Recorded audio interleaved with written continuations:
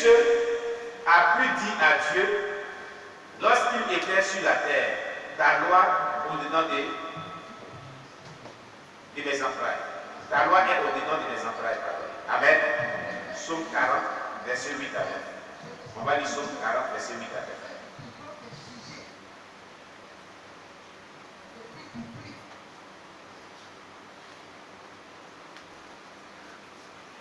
Psaume chapitre 40, verset 8 à 9.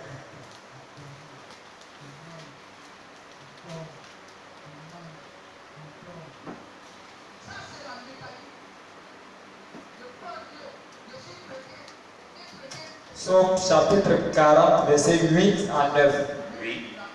Alors je dis, voici, je viens avec le rouleau du livre écrit pour moi. Je viens avec le rouleau du livre écrit pour moi. Je veux faire ta volonté. Je veux faire ta volonté. Mon Dieu. Mon Dieu. Et ta loi est au fond de mon cœur. Et ta loi est au fond de mon cœur. Amen. Tant que la parole de Dieu n'est pas au fond de ton cœur, tu ne pourras pas faire la volonté de Dieu. Voilà ce qu'il disait le roi David. C'est pourquoi, dans le CPFP, on a trouvé bon qu'on mémorise des versets bibliques. Nous sommes arrivés hier, pour ceux qui sont à la deuxième classe niveau 1, à une leçon. Comment insérer la parole de Dieu dans nos vies, dans nos pensées, dans nos cœurs. Les voies et moyens que Dieu a placés à notre disposition pour insérer la parole de Dieu dans nos cœurs. Pour introduire la parole de Dieu dans nos cœurs. Pour qu'elle soit implantée à nous. On a dit l'écoute de la parole de Dieu. C'était le premier élément, n'est-ce pas? Deuxième élément, c'était donc la lecture de la parole de Dieu. Alléluia. Il y avait l'écoute de la parole de Dieu et il y a eu aussi la lecture de la parole de Dieu.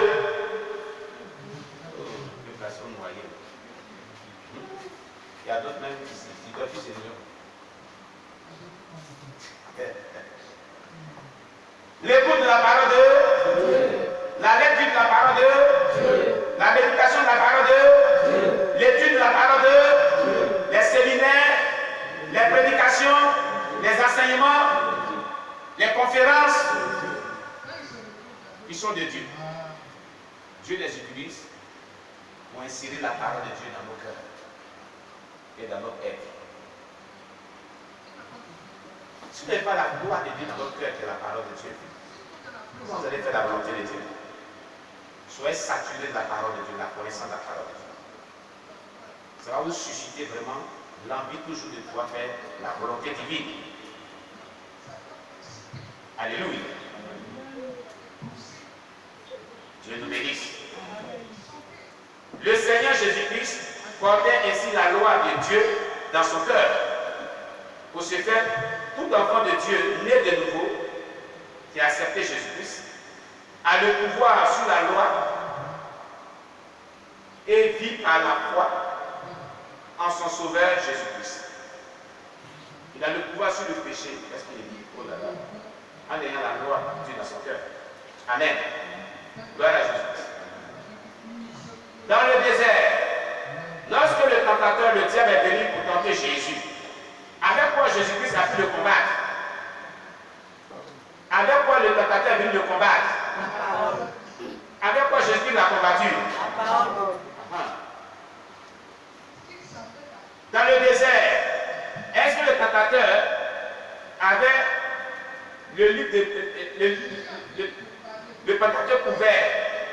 Il avait un livre ouvert dans lequel il trouvait les passages de la parole de Dieu pour combattre Jésus-Christ. Jésus avait un livre ouvert. Les deux avaient mémorisé. Satan a mémorisé la Bible, c'est là, dans sa tête.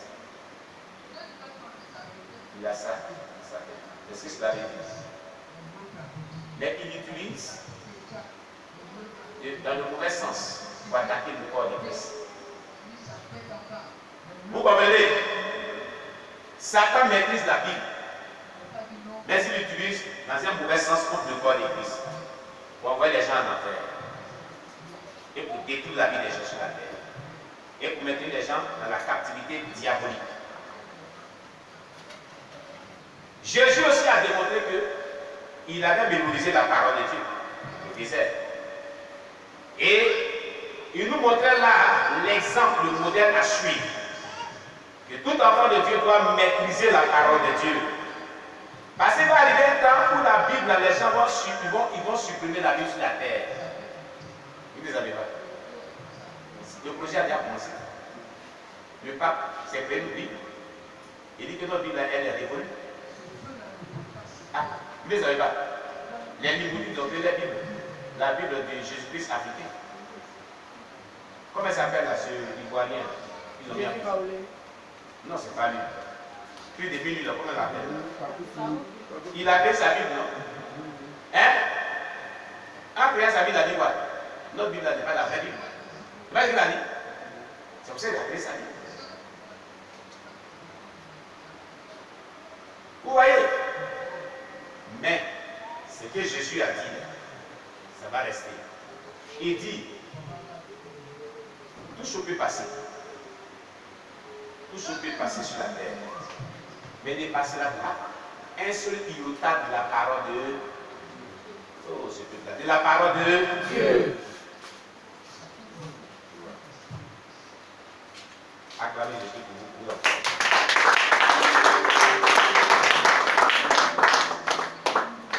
Gloire à Jésus. Vous avez vu le témoin de Maître Thomas Sambo qu'on a projeté ici.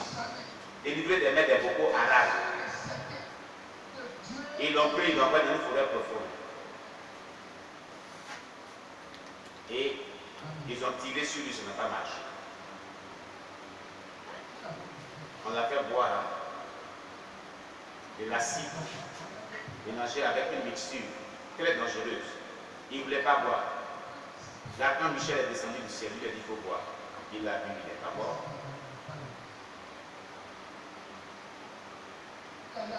Mais avant cela, il a proclamé un verset biblique. Le psaume 23, il l'a proclamé. Vous vous souvenez déjà dans son témoignage? Hein? Mais s'il n'avait pas mémorisé, c'est ce qu'il a fortifié. Ce témoignage est dans la soirée de sanctification qu'on a projeté. Il y a des numéros de soirée de sanctification. Et quand les Boko Haram étaient en train de voulaient maintenant le tabasser avec disons, avec derrière des mitrailleuses, puisqu'il tirait sur lui, ça ne marchait pas. Il a bu vraiment de l'acide, il n'est pas mort sur le champ. Il a bu même l'urine de quelqu'un qui était fermenté, tout ça. Et qu'il voyait qu'il était mort, il tirait sur lui.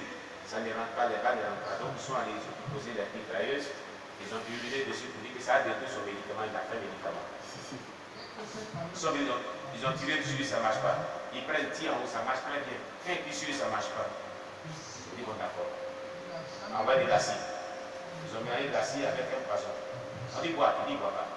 En même temps, je lui fais une vision là, quand elle descend du ciel, il faut boire de la bière. Il dit donnez à boire. Donnez. Il a mis. Il n'est pas bon. Il dit bon d'accord. Donc ils ont pris la derrière des métiers, ils ont commencé à les tabasser. Et l'ange Michael, il dit à déposer un de ses pieds sur le sol seulement. Et tous sont tombés. Et les portes dans lesquelles on avait lié ont été rompues. Il a commencé à courir dans cette forêt. Courir pour s'échapper. Et l'ange Michael survolait la forêt en haut et éclairait sur lui. Sa gloire éclairait sur lui. C'était dans le noir, c'était tard de la nuit. Éclairait sur lui. Il a couru jusqu'au point où il était épuisé. Et il est tombé. Non, quelle grâce que Dieu lui a fait. Ce frère, Dieu lui a fait grâce. L'ange Michael l'a pris. Il l'a mis sur son épaule, il a survolé la forêt. Il est allé dans une autre forêt, il a déposé sur un pont d'arbre sec. Il a dormi profondément.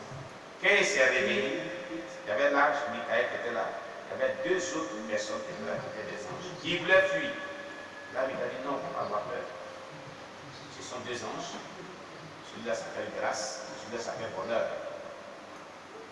Ce sont ces deux anges-là qui vont t'amener là où tu m'as rendu le témoin, ils vont t'activer pour les tuer. Ils vont t'amener là-bas, ils vont te montrer le chemin. Parce qu'ici, tu ne sais pas où tu te trouves.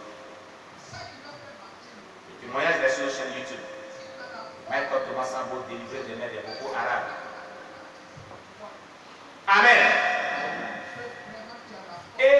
cela l'ont conduit. Il allait dans le témoignage. Si un témoignage du dépouillement n'est pas de Dieu, Dieu va sauver quelqu'un comme ça, de mettre beaucoup à l'âme. Les gens se lèvent et puis disent n'importe quoi. Il vit. Il est un témoin vivant des preuves que le dépouillement est de Dieu. Parce que les Boko Haram du Nigeria ont dit, tu quittes là-bas, tu viens ici, tu dis non, tu vas partout parce qu'on te cherche depuis longtemps. On te cherche parce que c'est toi qui dis ton Jésus là t'a ressuscité. Il va nous sauver. Il faut qu'il te sauve de nous, mais aujourd'hui, on va te briser à 1000 morceaux. Les gens ont pris son portable, ils ont envoyé un SMS à sa femme. On a attrapé notre ennemi, ton mari, aujourd'hui, on est heureux. On va le croquer. C'est pour ça qu'on envoie ce message pour qu'il sache. On l'a attrapé, on va le croquer, on va le manger. On va le briser en 1000 morceaux. J'ai dit, c'est dit qu'il est ressuscité des morts, et on ne va pas compter, mais on va le croquer. Pourquoi Aram le Nigeria? Le témoignage sur le chef. La lettre des numéros. Les soirées de sanctification. On a publié ça. Qui veut voir le publier encore? Ce soir. Qui veut? Tu ne vas pas regarder aussi. Non, tu veux. Ah, il y a beaucoup qui n'ont pas regardé. D'accord. Si Dieu te fait grâce, ce soir, il ne faut pas mentir à ce moment. C'est un témoignage merveilleux. Quand tu l'écoutes, ta foi grandit. Quelqu'un, l'archange Michael a écouté au ciel, a pris comme ça. Il a mis son épaule. Il vit. Il est habillé par la vie de roi. On dit non, le dépouillement n'est pas de Dieu. C'est après le dépouillement des Boko Haram qui veulent le tuer. Dieu est venu l'arracher, ils ont tiré sur la voie et ça n'a pas marché. Il vit. Il est mort ressuscité 3 fois. Michael Thomas. 3 fois. C'est son témoignage qu'on vous a donné. Révélation divine de la sainteté et du jugement de Dieu. C'est ce témoignage qu'on vous a donné. Tout son témoignage est tellement authentique. Tout ce qu'il a vécu au ciel dans son expérience, elle est versée biblique à l'appui. Et quand il regarde dans les versets, il dit c'est correct. Sans ambiguïté. À cause de ce témoignage-là, c'est lui dans ce témoignage, il dit la 3e visite en enfer, il a trouvé une jeune femme pentecôtiste qui disait oh, aie pitié de moi. Es-tu venu ici pour me sauver de cet endroit? J'ai vu une femme pentecôtiste, j'ai été dans une église pentecôtiste. Mon pasteur disait que porter un pantalon pour une dame n'était pas un péché. Appliquer le défisant n'était pas un péché. Appliquer les lunettes des capables n'était pas un péché. Friser les cheveux n'était pas un péché. Mais quand je suis mort, porter des boucles d'oreilles n'était pas un péché. Mais quand je suis mort, je suis arrivé ici. Ce sont ces péchés-là. Ce sont des choses-là que Dieu a pu me condamner. Je ne vais jamais pardonner à mon pasteur. Mais c'est trop tard pour moi ici, bien ici. Ce n'est pas dans son livre. Si. On vous a donné ce livre, vous n'avez pas encore lu au Ézéchiel. Il faut le lire. Je vous ai donné ce livre. Il faut le lire. Le livre là donne tout son témoignage complet, très puissant, avec les récits bibliques à l'appui. C'est clair. Amen, amen. Il a été arraché des mains des Boko Haram. Et Dieu l'a sauvé ce jour. Et Dieu l'a pris jusqu'à l'a déposé. Son sac, il est beaucoup avait pris, il avait fait sans le sac là. Quand il est arrivé là, on dit voilà pour savoir directement. Il s'est habillé.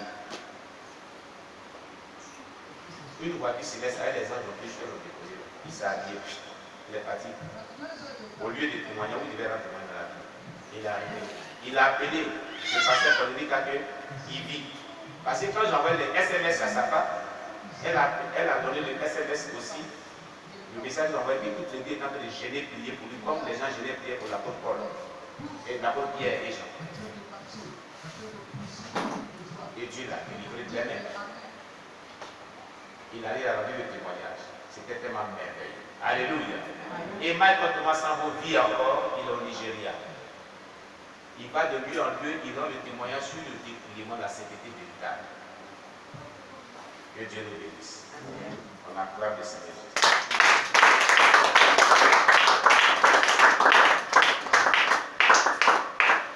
Dimanche prochain, nous aurons la suite de ce merveilleux témoignage et du merveilleux thème de tabernacle, le cortège triomphant de Dieu. Amen.